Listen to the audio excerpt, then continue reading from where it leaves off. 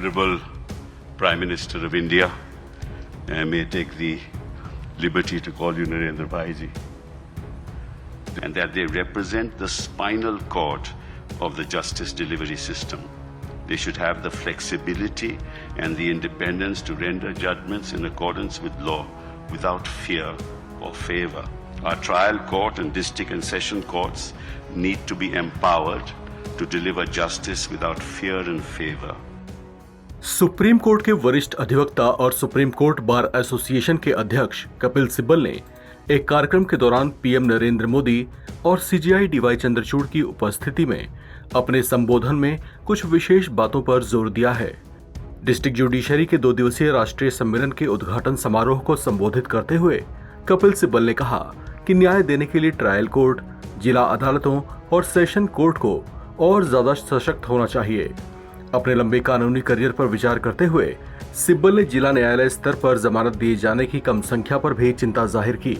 उन्होंने कहा कि अपने करियर में मैंने शायद ही कभी उस स्तर पर जमानत देखी हो। सिब्बल ने कहा कि यह केवल उनका अनुभव नहीं है, बल्कि सीजेआई चंद्रचूड़ ने भी ऐसा कहा है क्योंकि हाई कोर्ट पर केसों का बोझ है। सुनिए उनका ये पूरा बयान। Honorable Prime Minister of India, I may take the liberty to call you Narendra Bhaiji.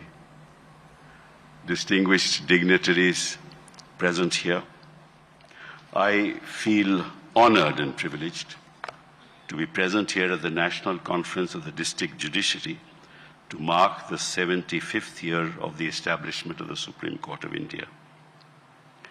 Any structure with a weak foundation will impact the edifice and eventually collapse.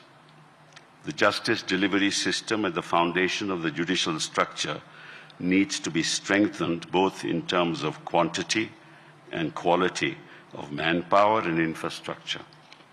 Our trial court and district and session courts need to be empowered to deliver justice without fear and favor, unless people at the bottom of the pyramid have the ability to withstand the pressure the superstructure of the polity will not be able to deliver.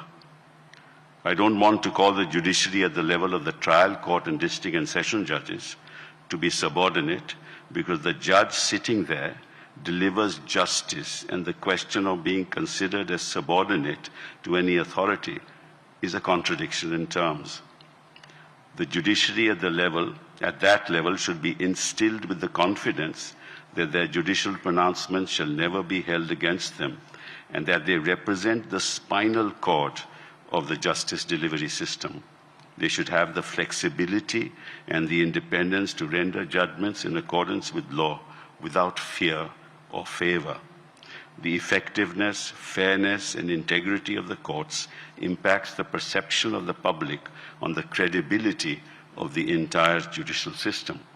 The fact that the trial court and district and session courts are loath to grant bail in matters of some significance itself is symptomatic of the malaise that has set in. In the course of my career, I have seldom witnessed the grant of bail at that level. This is not just my experience, but the Chief Justice of India has said often enough that court at the highest level is burdened with matters of bail, because at the level of trial courts and district and session courts, bail seems to be an exception. Of course, it goes without saying that the grant of bail depends on the facts and circumstances of each case, but the pronouncements of the court have in the recent past adhered to the principle that bail is the rule and jail an exception. We've seen trends harking back to the law laid down in Gurbaksh Singh Sibia, wherein this principle has been enunciated and has now been reiterated by the Supreme Court of India in several recent judgments, even in relation to special acts which require stringent twin conditions. Liberty is the foundational substratum of a thriving democracy. Any attempt to throttle it impacts the quality of our democracy. Moving away from liberty, we need to address the problems being faced by trial courts and the district and sessions courts, which impede the quality of the justice delivery system. The judge population ratio in India is abysmally low, 21 judges to a million population, as compared to over 100, and in Europe over 200 judges to a million population. Therefore, the roster at the level of the trial and district and session courts is overburdened on a daily basis, which impacts not just the justice delivery system, but lives of millions who are waiting for justice to be delivered.